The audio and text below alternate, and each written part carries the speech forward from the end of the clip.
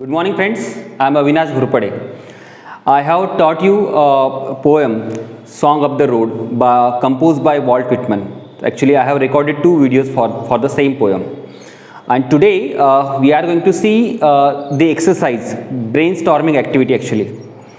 So, this is very simple. Before going to explain this in a portion, you need to take out your notebook, pen, pencil, whatever you want, and be very ready with your textbook. Okay, so open poem and see the brainstorming exercise. Let's see the first question. Pick out the lines showing that the poet is prepared to enjoy every moment of his journey. Actually, Song of the Road, it is a metaphor for Song of the Life. Okay, so that song is not only for road. Actually, poet wanted to say कि this is a song for life. तो यहाँ ये पहला question बहुत important है कि poet is prepared to enjoy every moment of his journey. तो उसकी लाइफ की जो जर्नी है उसको एंजॉय करने के लिए पोएट पूरी तरह से प्रिपेयर्ड है. तो वो पोएम के कौन से लाइन में इंडिकेट हुआ है ये हमें देखना है. कितना सिंपल सा क्वेश्चन है. हम सीधा पोएम के तरफ जाते हैं. आपको भी पेन पेंसिल लेके वो चीज़ें नोट डाउन करना है डियर फ्रेंड. चलो मैं आ चुका हूँ poem. This is a poem. जब मैं पहली लाइन पढ़ता हूँ इसकी, afoot and light hearted I take to the open road. So I am quite light hearted. I am very happy actually while walking on the road of a life. तो ये पहली line भी मुझे indicate कर रही है कि here is also poet enjoys the movement. यहाँ पे भी पोएट जो है मूवमेंट को एंजॉय कर रहा है. तो ये पहली लाइन अपने आंसर में आ सकती है, मतलब आएंगी. You need to note down. Then coming to the second, healthy, free and the world before me. Actually, healthy and free, the world before me. The entire world is open for me actually, and I need to enjoy the world only. तो ये भी हमें बता रहा है कि poet इस line में भी इंजॉय कर रहे हैं. तो point line number 1, line number 2 will be the answer of your question. Note down. Coming to the third line, see here. Here somewhere, just a minute. See, strong and content I travel the open road. I am so content, I am so satisfied, I am strong enough to live the life. ये sentence भी बता रहा है कि here is also poet enjoying the life. Walking on the road means living the life peacefully with content. Okay, so this line you can also include in your answer. So I have recommended you 3 lines. Probably you can write more than 3 lines if you want so. Okay, so it is up to you. So this is for your homework. Coming to the next exercise. Okay, I think I have done with this question, first one. Second question is quite interesting. You can easily answer. By all delicious burdens, the poet means. तो all delicious burden का मतलब क्या है, poet का मतलब क्या है, poet क्या कहना चाहते हैं. इसके लिए we have 4 options here. Let's see A, B, C, D. So if you understand my poem very well, or if you have gone through my poem, you can easily identify the answer. Let's see. Luggage heads? No, there is no luggage. The food he carries? No, not at all. The stress he bear during the travel? Not, absolutely not. Sweet memories of the past is the answer. Because I have already explained you that delicious burdens means sweet memories. Okay, this is a paradox actually in the poem. I have already explained you. So answer 4 is the correct. Option D is the correct, and you can easily identify. Coming to the next question. The poet is a person who is free from all inhibitions. Inhibitions means barriers, means restrictions. Note down the lines, words. Inhibitions, all the barriers of a life, all the restrictions of a life. जीवनाचे सगळे बंधन, life की सभी तरह की restrictions को. See, the poet is a person who is free from all barriers. Discuss how the concept of a freedom is expressed in the poem. तो freedom का कॉन्सेप्ट इस पोएम में किस तरह से एक्सप्लेन किया गया है ये आपको एक्सप्लेन करना है. मुझे बहुत बार लगता है कि ये क्वेश्चन बहुत ज़्यादा इंपॉर्टेंट है. शायद मैं स्क्रीन पे वो आपको पढ़ा सकता था, but it will take time, थोड़ा सा प्रॉब्लमेटिक भी होगा. तो I will send you personally on your group, WhatsApp group, answer of this question. Okay, और you can write your own answer also. तो ईजी है, इसमें बहुत सारी चीज़ें इंटरेस्टिंग बताई गई है. Coming to the next actually question. This question is also very interesting और बहुत easy है, आप फटाफट चुटकियों में सॉल्व कर लोगे इसको. Following are the activity of the poet related to his journey on the road. Divide them into two parts. Activities the poet will practice and activity he will not practice. तो यहाँ कुछ sentences दिए गए हैं my dear friend, options दिए गए हैं. आपको डिसाइड करना है कि poet will practice this activity or not. तो इसमें कुछ जो स्टेटमेंट दिए गए हैं, क्या पोएट वो कर सकते हैं या पोएट वो नहीं करेंगे, ये तो हम पोएम को जज करके ही इसको आंसर दे सकते हैं. तो आपको लिखना क्या है, बहुत इजी आंसर इसके. फॉर एग्जांपल अगर वो प्रैक्टिस करते हैं तो आप पी लिख के रख दीजिए, मतलब प्रैक्टिस लिख लीजिए इसके सामने, इस आंसर के सामने, या फिर आप दो ग्रुप में डिवाइड कर लीजिए, प्रैक्टिस नॉट प्रैक्टिस, ऐसे दो, बीच में एक लाइन दे दीजिए. अभी ये इसको पढ़ लेते हैं और आप खुद भी आंसर बताइए मुझे, because I have taught you this poem very well. तो पहला है walking along the road through he does not know where it reaches. तो वो ऐसे रोड से जा रहा है because he don't know the path, he don't know the road, कि वो कहाँ जा रहा है. क्या ये स्टेटमेंट, अगर ऐसा कुछ रोड रहा तो poet would prefer to walk on it. Yes definitely वो प्रिफर करेंगे, क्योंकि हमारे पोएम में भी वो सेंटेंस दिया गया है, whenever it goes, कहीं पे भी जाता है लेकिन वो उस लाइफ के जो वो रोड है उसको फॉलो करेंगे. तो इस सेंटेंस के सामने सिर्फ आपको क्या लिखना है, प्रैक्टिस. क्या लिखना है, प्रैक्टिस, या फिर वो प्रैक्टिस के ब्लॉक में वो आएगा, टेबल में वो आएगा. Next, complaining about the discomforts during the journey. आपको क्या लगता है, poets complaints about the discomfort, do you think so? No, in the entire poem poet is not worrying about discomfort, complaints, libraries, indoor complaints. ये किसी चीज के लिए वो कंप्लेंट नहीं करते. इसका मतलब ये सेकंड में क्या होगा, complaint about discomfort during journey, not practice. इसका आंसर क्या रहेगा my dear friend, not practice. ये postponing the journey, do you think so poet postpones the journey, postpone the plan? I don't think so, because no postponed is the word used in the poem. ये आपको भी पता है. तो आप क्या लिखेंगे इसके सामने, आप डेफिनेटली लिखेंगे not practice. Next, praying for good fortune. So this is quite easy actually, because the sentence is given in the poem. Poet is not worried about fortune. Poet is never sick about fortune, because poet himself believe that I have a very good fortune. So I don't think so. Praying for good fortune will not be practiced by the poet. Next, carrying the fond memories of the good people. Yes, this can be a true, that the delicious burden. Poet used the word delicious burden, means sweet memories. He want to carry the sweet memories of a life. तो definitely इसके लिए वो participate करेगा, carrying the fond memories of good people. मैं next आगे जाके देखना चाहता हूँ. Creating contacts with famous and influential people. I don't think so famous and influential people, people want to connect it with them, because he want to live from all constellations. ये सभी तरह के constellation से वो दूर रहना चाहता है, मतलब it's a group of a people. Influential people से तो obviously वो दूर रहना चाहता है, वही हमारी poem भी बोलती है. तो this will not be practiced by the poem. Which one? Create contacts with famous and influential people. कितना इजी आंसर इसका, आपने कभी खुद से देखा ही नहीं होगा उसका ब्रेन स्टॉर्मिंग एक्सरसाइज. अगर आपने देखा होगा तो ये तो फट से आ गया सर, हमने आपकी पोएम हमने ऑलरेडी पढ़ ली है और बाद में इसके आंसर तो हमें आ रहे हैं. शायद एक दो क्वेश्चन बहुत प्रॉब्लमेटिक हो सकते हैं, तो मैं आपको व्हाट्सएप ग्रुप में वो दे दूंगा. आगे, striving to achieve high and bright success. I don't think so that poet was seeking for to achieve a good success. Poet is running behind success. I don't think so. Poet want to live a life peacefully with content. तो इसके लिए भी not practice आएगा. Then reflecting and developing his own self. Reflecting and developing his own self. वो just a minute. Reflecting and developing his own success. So he always work for himself. He never expect from other. ये भी हमने poem में देखा है. So this statement is applicable for the poet. This statement we can apply to the poet. So this is practice actually. Okay.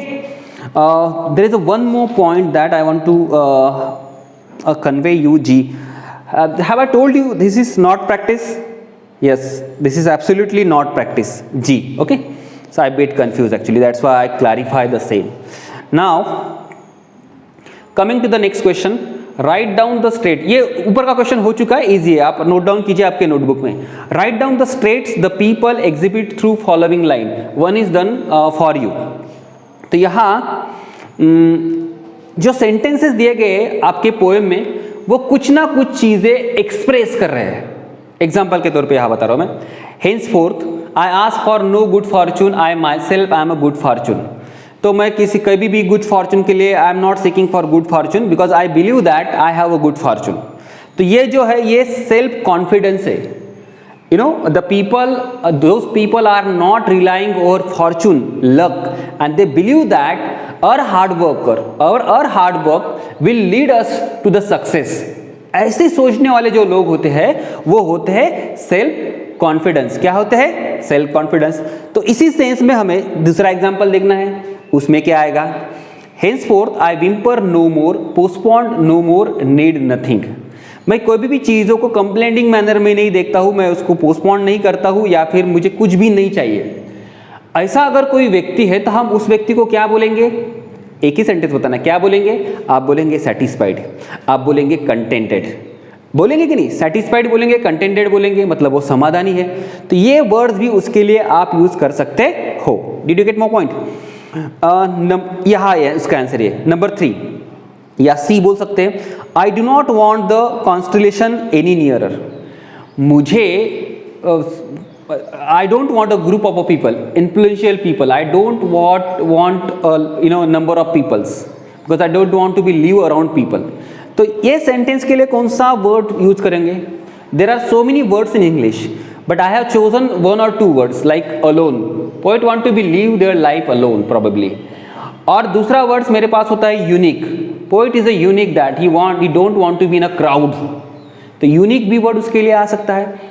Isolated भी word है. Unique या alone आप वर्ड इसके लिए लिख सकते हो. पॉइंट नंबर सी के लिए spelling you need to check it out. You can use mobile dictionary also. Don't write wrong spelling.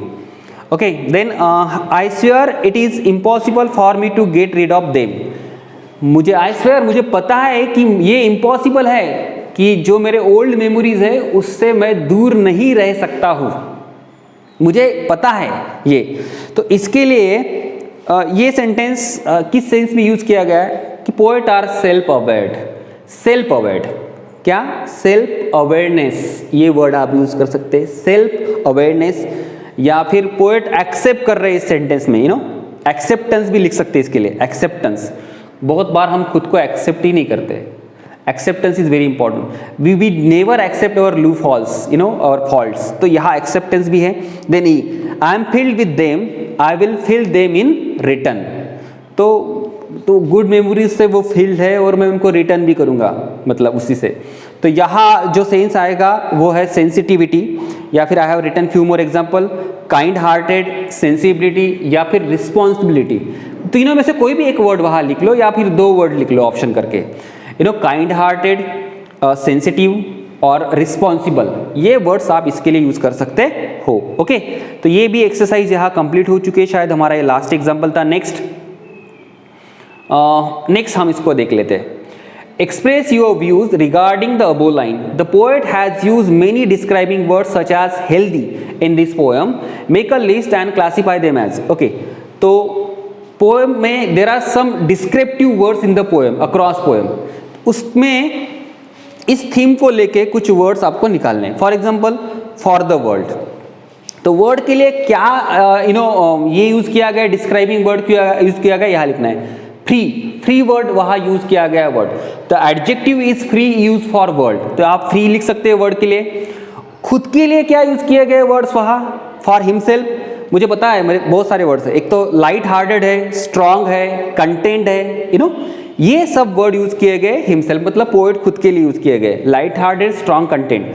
Then for the road के लिए क्या यूज किए गए? Long road, brown road, open road. ये सब adjectives use किए गए. आपको पता ही है, बहुत ईजी है. इसके अलावा भी कुछ एडजेक्टिव्स दिखते हैं तो you can right it down. तो ये भी क्वेश्चन हमारा हो गया है, बहुत ज़्यादा इजी है, इसलिए मैं बहुत ज़्यादा एक्सप्लेन करने के पीछे नहीं लग रहा हूँ। देन हम इसको समझने की कोशिश करते हैं। This is completely a theoretical portion I have already taught you in the poetry section. When I taught you the poem, read the expression old delicious burden. A burden cannot be delicious.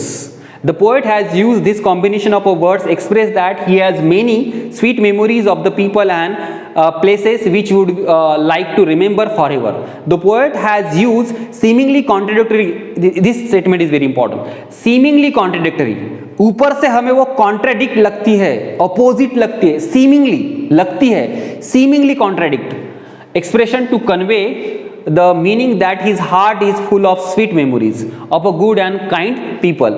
Though he wants to be free from any type of attachment, he wants to cherish these sweet memories in his heart forever.